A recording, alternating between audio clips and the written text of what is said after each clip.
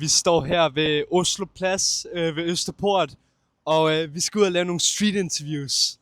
Let's go! Der kommer en der. Stop lige.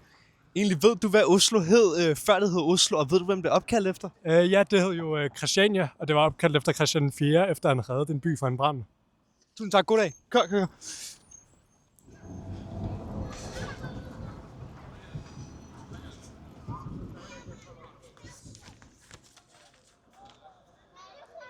Ved du, hvilken kendt ungdomsserie, der er filmet i Oslo?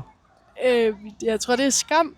Det er den der blev vist sådan i små klip i løbet af ugen, sideløbende med karakterernes sms.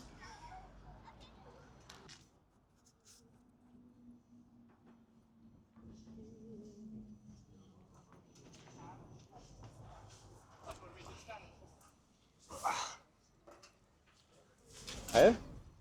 Halløj. Ved du egentlig, hvorfor Oslo hedder Oslo? Ja, kommer det ikke fra Oslo, som betyder gudernes slette?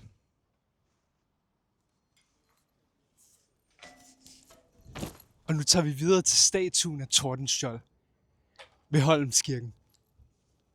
Så vi står her ved statuen af Tordenskjold, men han er blevet låst inde desværre, så vi kan ikke lige komme ind og se ham. Tordenskjold, han er norsk, men alligevel så er han betragtet som dansk og vigtig dansk kultur. Hvorfor det? Ja, han kæmpede jo for den dansk-norske flåde, og vandt mange kampe for Danmark, og han blev kendt som svenskernes skræk. Men han blev døbt som, eller ikke døbt, men han blev kaldt Tordenskjold af en dansk konge. Det er der, han fik navnet fra i 1716. Tak. Halløj. Tordenskjold, han blev begravet i Danmark i 95. Ja, det er rigtigt, og det gjorde han, fordi han døde i duel. Og dengang han døde i 1720, da han var 30, så måtte man ikke blive begravet kristen, hvis man døde i en duel. Så derfor så vil danskerne give ham en rigtig send-off ved at begrave ham ordentligt i 1995. Tak for det.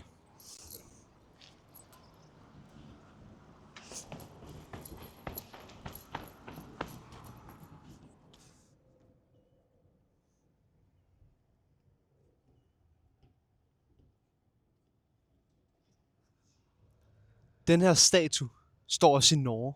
Hvorfor gør den det, og hvad symboliserer det? Jamen, det symboliserer Tordenskjolds to identiteter. Han er jo født i Norge, men kæmpede under det danske rige og den danske konge, så han har ligesom to dele af sig selv, en i hvert land. Tak for det.